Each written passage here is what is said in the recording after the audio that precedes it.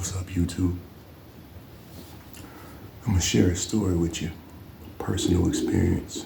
Everything is facts. So, it's a story about guns and my first experience with handguns.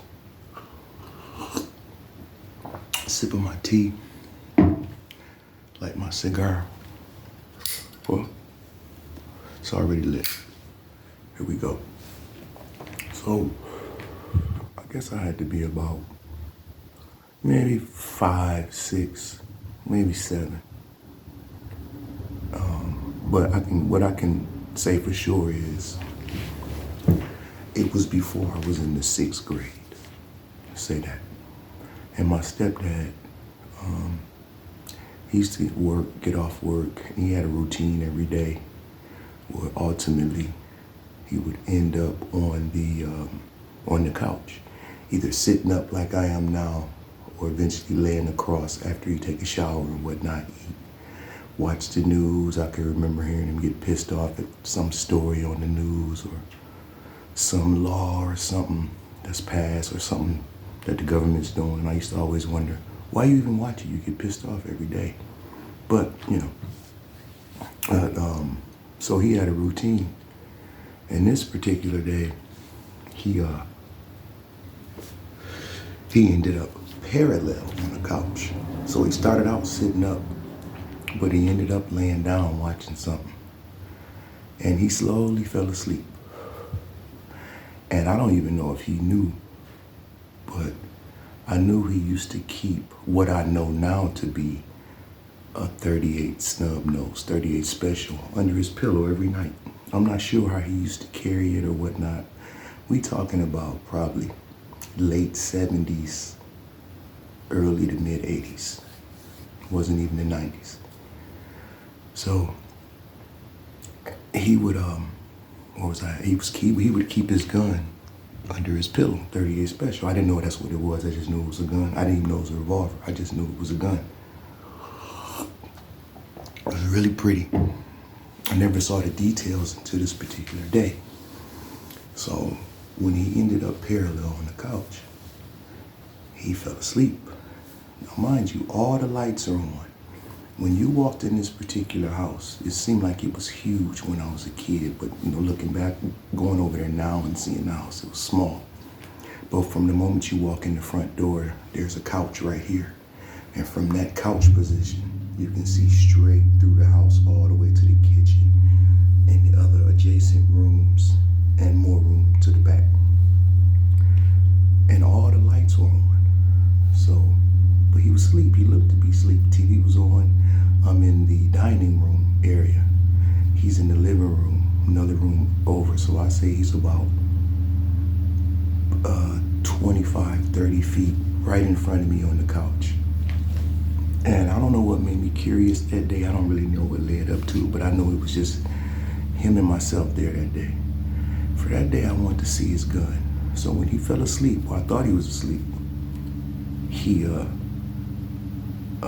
wasn't asleep though. But so I went in there and went under the pillow and grabbed his 38 special. I instinctively knew. I don't know how I knew this because I don't necessarily remember being taught this, but I instinctively knew not to grab the trigger. So I grabbed it by the handle like this. And this 38 is similar to this one, but this is a 45 and it's nickel plated. His was black and shiny, and he had a wood grain handle on it, and it had two like horses on each side, a big horse on this side and a big horse on this side. So it was just beautiful. This part was really shiny black wood grain handle. So similar to this, but not really, but it was a revolver like this. So I grabbed the revolver by the handle. I remember carrying it like this, and I got right in the middle of the floor, right in front of him. He was sleeping now, but he was looking in my direction, and his eyes was closed.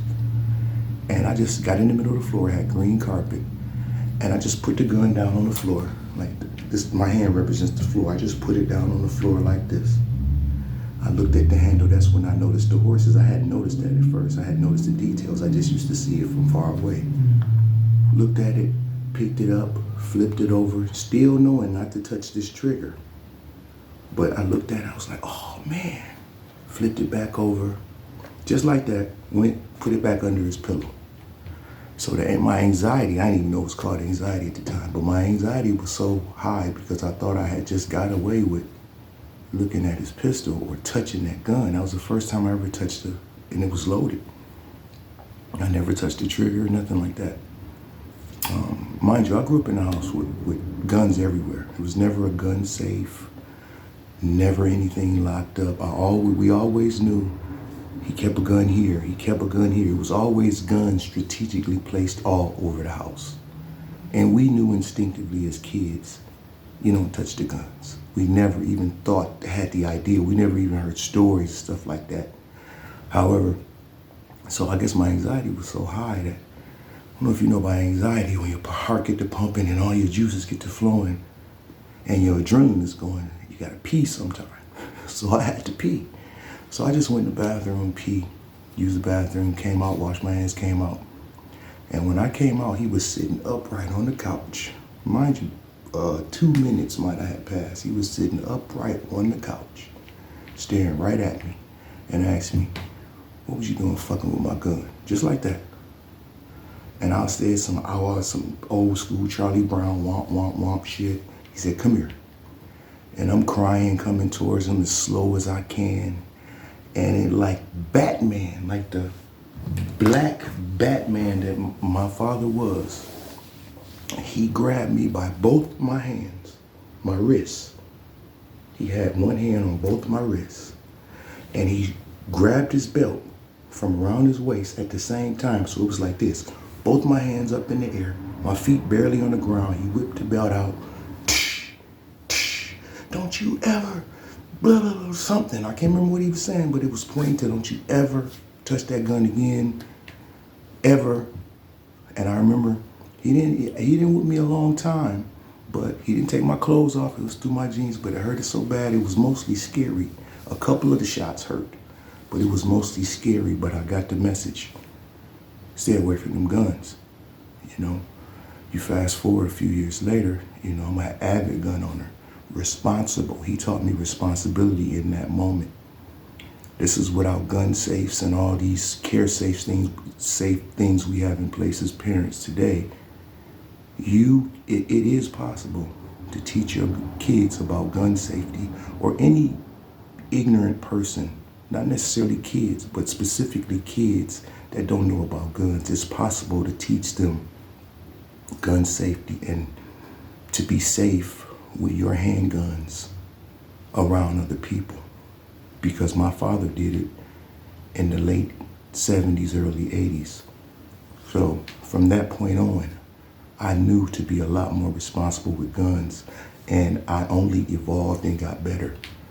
So please, if you own handguns, firearms, please be safe around children and ignorant adults. Peace. Black Mud.